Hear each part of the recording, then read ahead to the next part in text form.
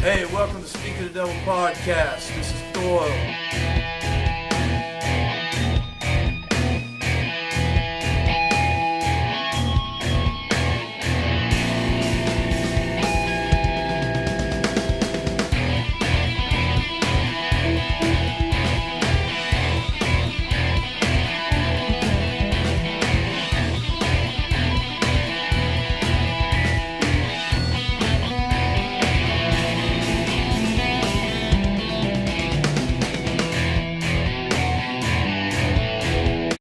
Boom, and we're live. Episode 24 of the Speak of the Devil podcast. Boom. That's how Joe Rogan does it. Boom, and we're live.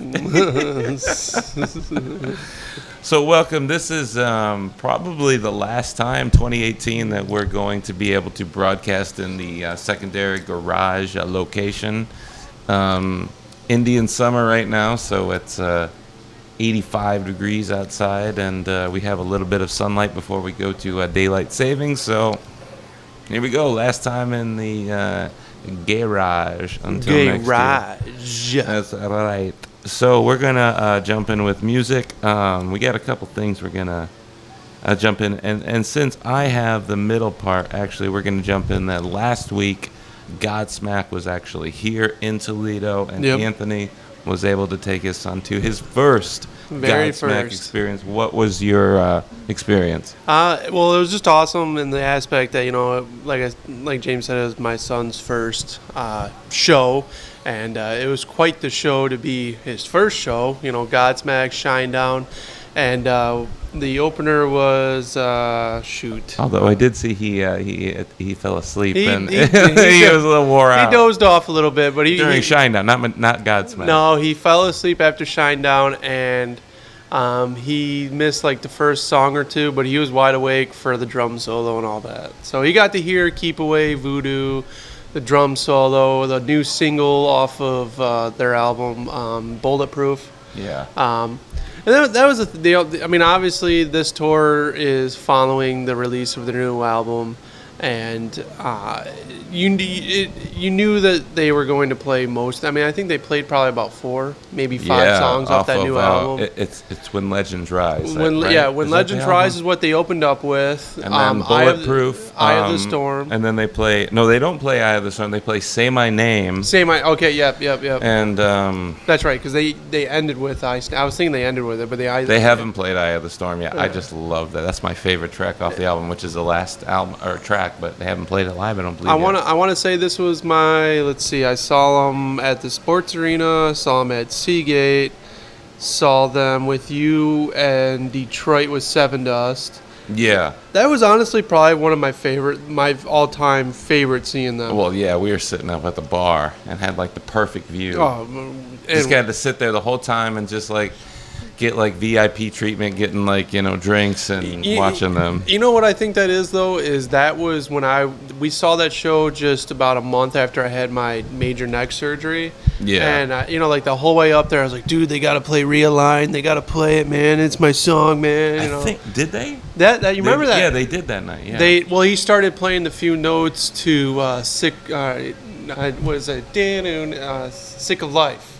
Off of Awake album. Yeah. And then Rick looked at me and I was like, I think I know what he's doing. And then he went right into Realign. So, but they were awesome with this last time I saw them. My kid loved it, and I like the new album. I know you're not a huge fan of it. I know, but I'm only in the sense that I actually looked it up, and I know in today's climate, record sales are declining, for whatever it is, what it is kind of thing. But if you actually go and look it up, this is actually Godsmack's basically worst charting album in over a decade. They had 3. Really? They had 3 number 1 albums, and then the Oracle came in. Oh no, the Oracle was the last number 1, and then 1,000 Horsepower came in at 3. This album debuted at number 8. Wow. And sold way less albums than any other album. And obviously you're going to sell less physical copies in today's day and age, just being what it is. But that doesn't matter, because they take that equation into effect that other people aren't selling albums anyway, and they still only placed 8th. So this whole idea of trying to reach out to this new audience, the Lady Gaga pop audience, I don't know what they're trying to do at 50 years old. It just seemed a little bit disingenuous, where a lot of other bands haven't taken that route. Well, I mean, just for the first, last time we saw them, they're on tour with Seven Dust, and now they're on tour with Shinedown. Yeah. With the first... They're reaching to a younger audience. When you think of Godsmack, you think songs like Of Awake, Moon Baby. Although, it's just... Although, is it really... at the same time, I'm sure Sully could... if he was here right now, he could say, yeah, but look at what you guys are talking about. You guys are hardcore fans, and what did we start talking about? We started saying that your son, a new fan that might discover the old, discography and everything and become a new fan. Like, that's what they were looking for, and in some ways, I think that did work. So, yeah, I'm not going to totally trash it, because in that sense, I think it has worked a little bit. I mean, I still, to this day, their best albums are their first 3. I wish we had William here right now to ask him what his favorite song was. He would probably say I had fun. No, I know. Like, if he had, like... He honestly, he likes Shinedown more than Godsmack. Really? Yeah. See, so, I mean, I don't know. That's what I think. I mean, Godsmack, it traditionally has been this really hard-edged thing that's trying to push more soft. Yeah. Where a band like Shinedown has always been more melodic and lyric-driven. I saw Shinedown back at Headliners when they first debuted, and... the lineup now, as far as the lineup, I think the only 2 originals are the guitar player, or not the guitar player, the singer and the drummer. Well, yeah, I mean, and you got Godsmack that has songs like "I Fucking Hate You" and "Fuck My Life." It's like, and all of a sudden you're trying to Shinedown, I was really surprised. I'm not a huge fan of theirs, but seeing them live again, I think the last time I saw them was over 10 years ago, and they were very good. I was very impressed. They were very tight. They sounded incredible. Their sound was very well. And check this out. This guy that was sitting by me, I guess he was hearing impaired, and he had an app on his phone that calculates decibels. Oh, okay. And he showed me in this, I forget what the normal sound or whatever, but that show was over 100 decibels. Getting into Motorhead territory at that point. That's extremely loud. I mean, just to keep it simple, that is like ear-piercing loud. It's like a jet plane engine loud. Yeah, we definitely had earplugs in because, it was just unbelievable. But, so Godsmack was overall it was a good show. It was packed there. That was good to see that got people, packed a house. Because I tell you what, Toledo is not a metal rock. It was packed. It was extremely packed. That's awesome. The floor was completely filled. I did a panorama view, everything. It was definitely packed. That's awesome. And people are into it. It wasn't any of this like... people are into it. They were interacting, having a good time. It was good to see that because it's been a while since a band like that's played in these parts. Typically, we get country acts, and it's just... Maybe I'm just... I understand what they're doing, and it's almost like, I know like, when there's like a lot of indie bands or underground bands that make it big, it's like the fans that are the fans when they're originally coming out, they hate it when they make it mainstream. Maybe I'm feeling some of that because maybe they are, obviously they are. They're playing huge arenas, packed, they're transcending. They're not playing local clubs and doing the tiny tour thing. They're playing packed arenas. Well, I think they probably played... They deserve it. About 10,000. They totally deserve it. I would be shocked if the next album isn't super hardcore heavy. I think this will be heavy. Yeah, I think it's going to be a few years, but it'll be a few years. Yeah, we'll see. Oh, actually, we didn't write this down. This is what we need to talk about. Machine Head, man. Whew. Dude, we forgot about. We're kind of like doing this on the fly, but honestly, I kind of, to be honest with you, I think it's just at that point, man. I was honestly when you texted me, you texted all of us the news first, and then I looked it up and it was all confirmed. I was devastated.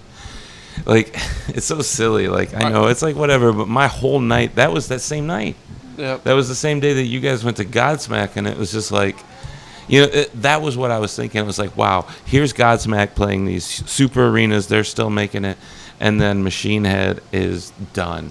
Well, and it's I not, love Machine Head. But reading up on it wasn't anything to do with musical differences. Well, I mean, sure, it is. Bullshit. No, I take that back. It wasn't the fact that they weren't. The main point was Rob. This might be the whole. This might be the whole podcast because this is a lot of content we can talk about. Well, let me talk. Okay, sorry. I'm sorry. When I read up on it, it mainly said, even Rob himself, I'm a control freak. I'm not, I want things my way. I was pushing them too hard, this and that. And I just think at this point, Dave being the original drummer and then the guitar player being original, I think they're just kind of sick of Rob's shit. That's what I'm saying, man. The fact that Dave is leaving is huge. Oh, dude, you've hung out with him. We've seen, and you've seen Elegy's documentary and all this stuff. Like, Dave he's stuck through thick and thin, man. He's been there, and he's a real chill dude too. And then to have him and also Phil leave at the same time, it's really. And I know that obviously they're it's like this whole amicable thing, like, oh, it's okay, but it's not. Something seriously happened. I don't know if it's the fact that Catharsis, the latest album, was just shit, because it really was. It was just. They haven't wrote a good album in a long time. But they did. I mean, when you had The Blackening and everything, which was, Metal Hammer's like top 10, like number one of all the decade. But then after Locust and everything, it's just like it just slowly has been in the decline. And this album was awful, Catharsis. And I've watched their documentaries. I mean, they don't play to like crazy crowds, but I thought it was okay. But the fact that these two guys are leaving, it's almost like Megadeth a couple years ago, when the drummer and the guitar player left. It's like. But Megadeth's one of those bands that as long as they've had a lot. As long as Dave, everyone goes to see Megadeth to see Dave Mustaine anyway. Like, Machine Head, I'm sorry, but like I really think this will be the end of them. I mean, I think Rob's gonna try, but they have. I mean, you need two, not one. And with the departing of Dave as the drummer, I really think that to me, when I heard that he was leaving, I'm like, oh my God, this band is over. Because I just feel like he was like, God, if anybody was supportive and just would deal with anything, like he would. So if he's getting out, something must be really bad. You know what I'm saying? I'm in time. We'll see. I'm sure they'll and they've clarified that this is not the farewell tour is a farewell for Dave and Phil, not for Machine Head. Machine Head is still going on. They're going to get some new members or whatever, but there's no way. So they're going to finish this tour, though? How uncomfortable. I've already commented on there. Yeah, they're playing some dates, and they've already played the first one, like I think 2 nights ago, and there's video showing that Rob is saying, like, oh, these guys are leaving, but they're like the best guys. It's so weird because in all of the interviews, Rob is like so amicable about it. He's just like, oh, it's good for them. Like, what do you mean good for them? Like, this is the Machine Head is being maybe destroyed. That, like, from my initial comment, maybe he thinks he is Machine Head, that he doesn't need Dave. He doesn't need them. I think there's obviously something going on behind the scenes that we have no idea about. How could they finish that tour, though? Like, that would be... That's what I'm saying. How could you do that? You've announced that you're leaving. I mean, maybe, like, financially, it's like maybe you're obligated, by some contract. If you don't, then you're going to owe some money or something. But, my God, how awkward are those shows going to be when you're sitting in the audience watching, like... I'm going to have to go to that Detroit show. Are you really? Wow. I mean... When is that? Do you remember? It's like a Thursday. Do you remember what month? What? Next month. Wow. Maybe we should do that. I mean, think about it. I mean, it could be the last Machine Head show.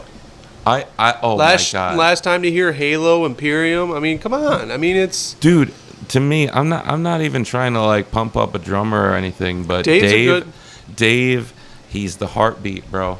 You cannot, like, I'm not trying to No, be no mean to Machine the... Head without Dave. No Metallica without Lars. Exactly. You know, like You can't do it, man. Led Zeppelin, they Morgan quit. Rose without, Seven Dust without Morgan Rose. I mean, That's right. John Bonham died. No Led Zeppelin.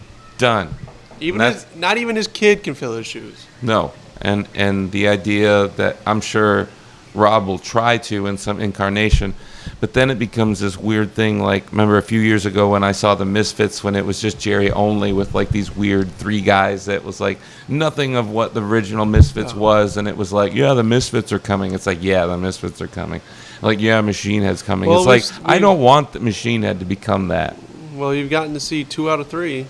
Yeah, I know. Doyle. I did. Oh my, hey, come on, Doyle. I think out of all of them, Our Doyle's intro. the best to me. I'm sorry. Oh yeah, of course. He was cool. He was cool. He's just low key. He's a low key dude. So since we talked about that so long, I will not go on quickly. Or for long, but I just want to say that Slash's new album is out. It's amazing. Spotify, whatever you get, YouTube, Does whatever. that have Miles Kennedy Yes. singing? It's like the best Guns N' Roses album that has never came out, and I know that's exactly why Slash does this, is because he's like, yeah, because Axl literally owns 100%, I'm pretty sure, of the rights. They sold them to him in the 90s because he was like so overbearing.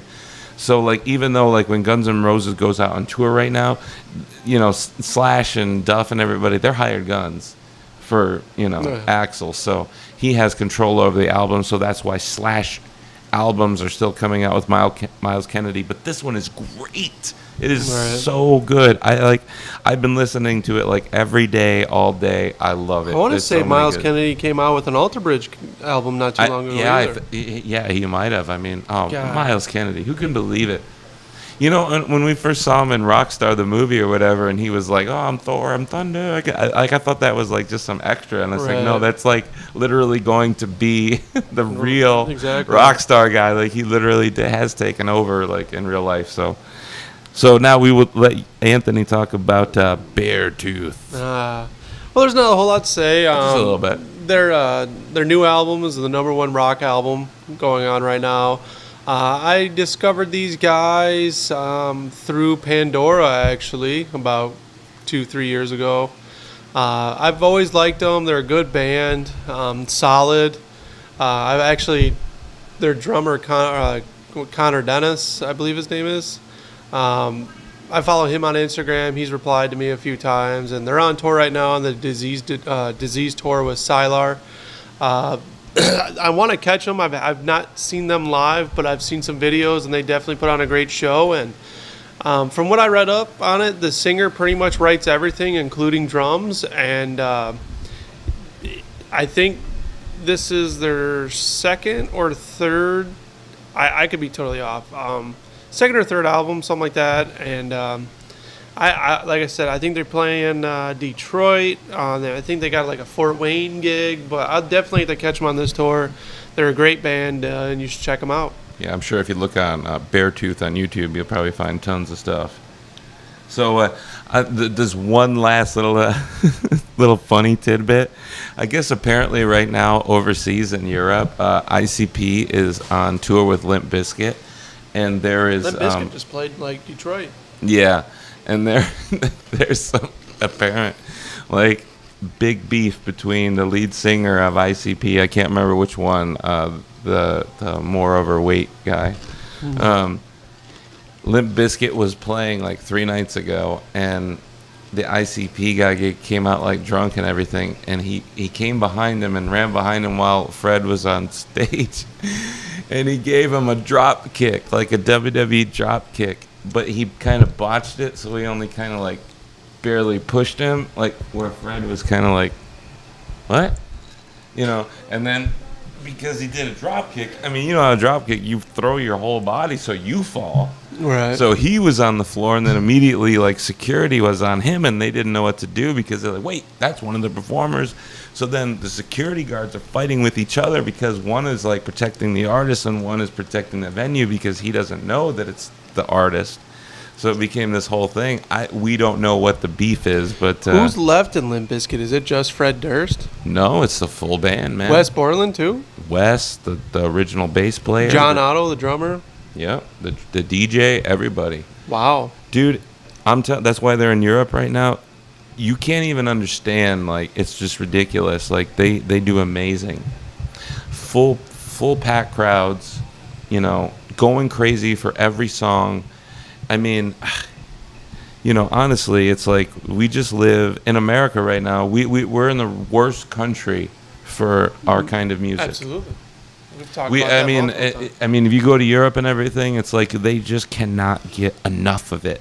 Here, it's just like, you know, we've got pop and rap and country and look, I mean, and it's all good. I'm saying like the best of any genre in America is here. So it's not like we produce shit music. Every genre does have the best of the best, but it's just in America, it's just like so oversaturated. Like, you know, we just have too much entertainment where it's just hard for, you know, like rock and roll bands, traditional, to break through. But overseas, it's not as prominent. Like, and they love the American acts. That's what it appears to be anyway. So, that being said, we will be moving on to video games, and the only real video game news that we have is this week. Oh my God, here we go. Oh my God, you gotta get it. I don't know why you don't get it. I pre-ordered it last night. Black Ops 4 for Xbox One. This is the PUBG killer. I mean, I've, you know, over and over on this podcast have, you know, praised the values of PUBG. I love it so much. But the problem with PUBG is that it looks like PS2 graphics. Yeah. You know, now, and it's 30 frames. It's this real slow, clunky thing. Now with Black Ops 4, you're getting the blackout mode, which gives you the same 100 people. And now you're getting the Call of Duty mechanics.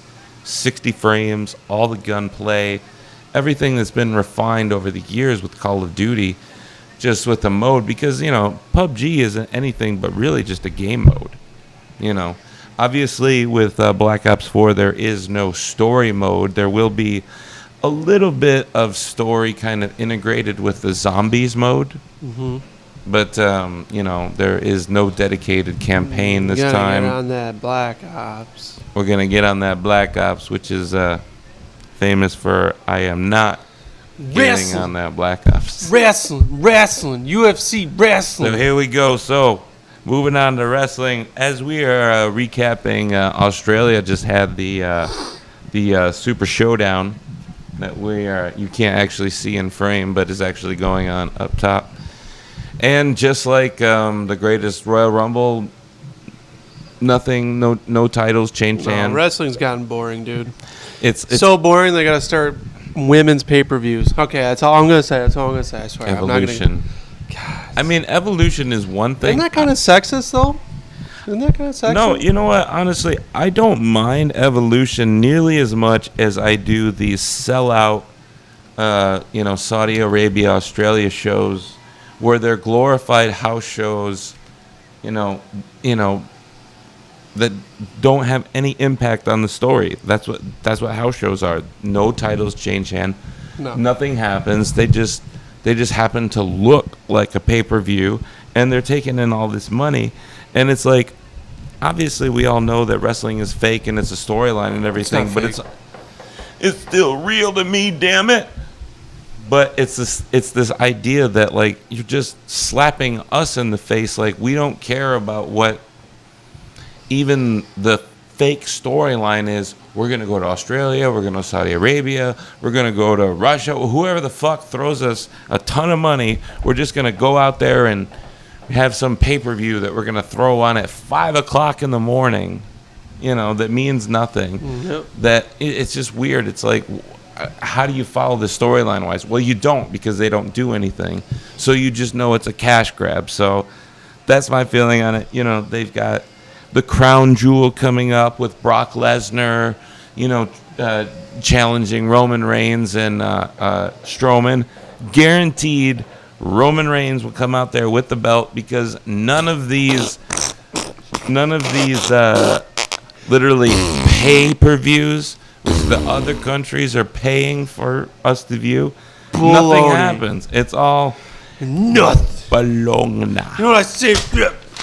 It's awful. What was the and then so this is actually that's the whole point is that we cover wrestling on this, but given the actions of what happened on Saturday night, it might as well be a wrestling match because Conor McGregor and Khabib. Khabib. Shish kebab. He's a shish kebab now. That was You saw it live, right? I did. We went to the casino and watched it, and it exactly what any big UFC pay-per-view it turns out to be. It was a hug match. They would stand on the ground, stand for about 10 seconds, and then Khabib would tackle McGregor. They'd sit in the corner and lay there. And you could hear the audience booing. Oh, it was terrible. I mean, the highlight of ended up being a chokehold, but McGregor losing. But the highlight of the night was after the bell rang, immediately, because I guess there was a lot of, I didn't read up a whole lot of controversy, a lot of McGregor's. I think we all knew there was a little. Oh, I mean, yeah, but not to this extent. No, everybody was like, "What?" I guess there was remarks made to Khabib's religion, his family, just nasty shit. Hey man, that's a fight game, bro. If you can't handle that shit, that's bullshit. I mean, I know. No. I'm not defending him. I'm not defending. I'm not denying. I agree. They probably did say that shit. So, and I guess there was things said as soon as he won, and he just kind of snapped, and just like any person would. But he's a professional athlete. He just won too. Just won on TV. Like, what more do you have to prove other than winning? You like the guy that's sitting there talking shit about you the whole time. You sit and you have your arm right around his mouth to shut him up, and he taps. What more do you want? Honestly, a lot of people say like the knockout is the best. I don't know, man. To have a guy tap. I'm sorry. Saying, okay. Jesus okay. Christ. Sorry. So to me, like everyone talks about the knockout being like the big shit talker, but if I make you tap like a bitch, that to me is like, see, I just made you talk all that shit, and I just made you tap out like a little bitch. Exactly.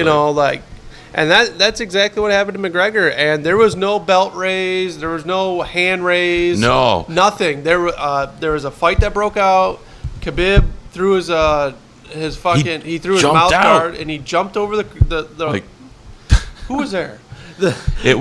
He jumped out and double kicked Conor McGregor's jiu-jitsu coach because that was the guy that was talking shit to him. And just a big brawl broke out. Then someone came after McGregor inside the ring. Two of Khabib's that were at the time they're UFC fighters who have now been fired, from Dana White, but they jumped in. They popped him, one guy jumped in, popped him in the stomach, and the other guy sucker punched him from behind. And they both actually got arrested, but Conor did not press charges, so they were released. Yeah, get them fired, end their careers. You just fucked up there. You punched McGregor. Like, who's Dana White going to protect?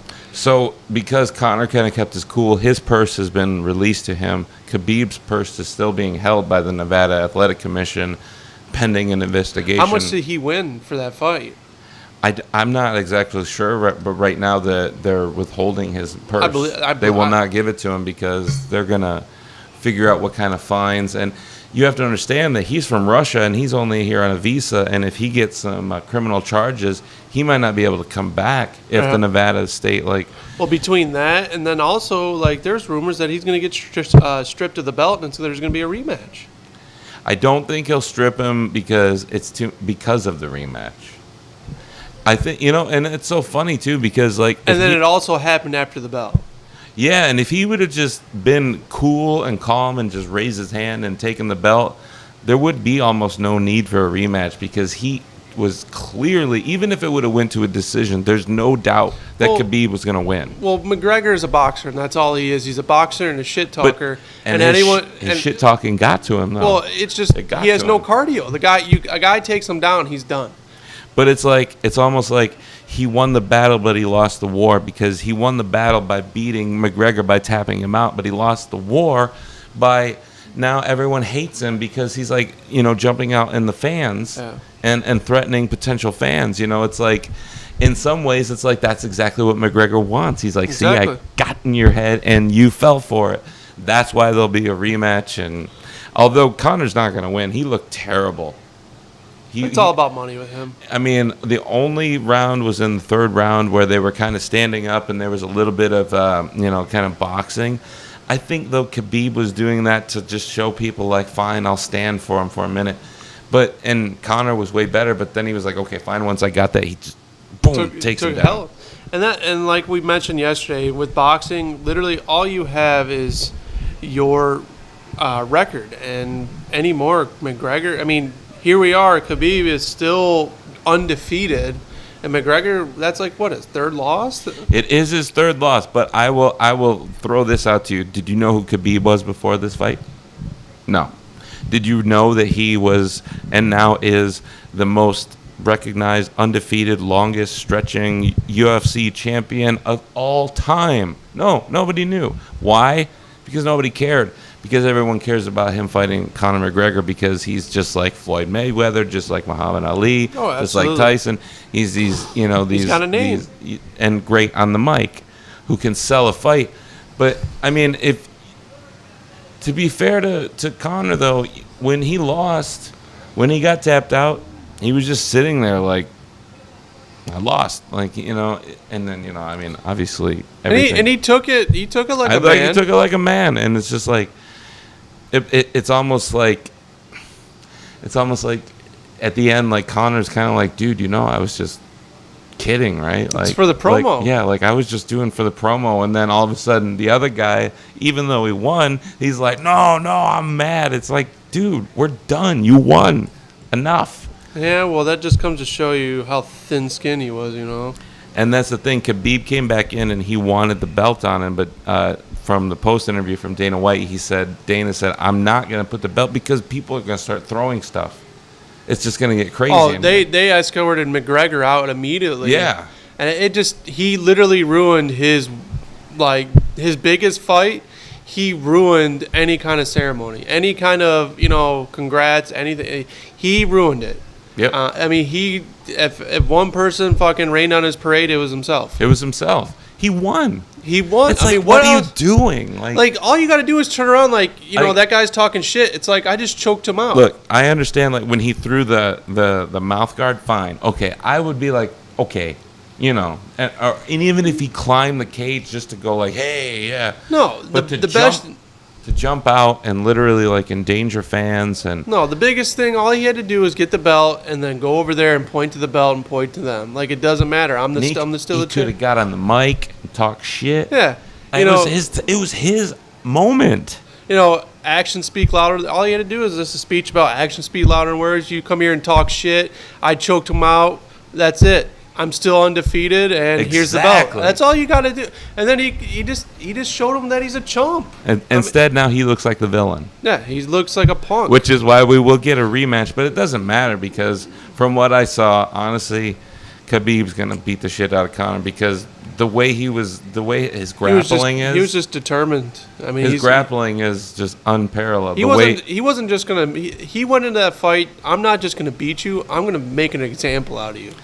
He's not a showman. He's a fighter. Like, it was actually, if you watch, it was very boring to watch. It was terrible. Because, but what he was doing, like, yeah, but it's like, I'm gonna sit here. I'm gonna put my entire body weight on you, and go ahead, try to get up. Like, my body weight is on you. Well, he just worked McGregor out to the point. Yeah, he just wore him out. And that's the way you fight. I mean, I know the crowd was booing, and it's just like almost watching, like boxing with Mayweather where he's just defensive. But it's like the smartest guys, the guys that win, that's how they fight. And that's how he fought, and he won. I mean, but for him to act that way at the end is totally ridiculous. So it's craziness. but we want to try to get in a little bit here on the podcast. So, Alrighty. so there you go, episode 24. We are wrapped up on the Speak of the Devil podcast. We will see you on episode 25. Can you believe it?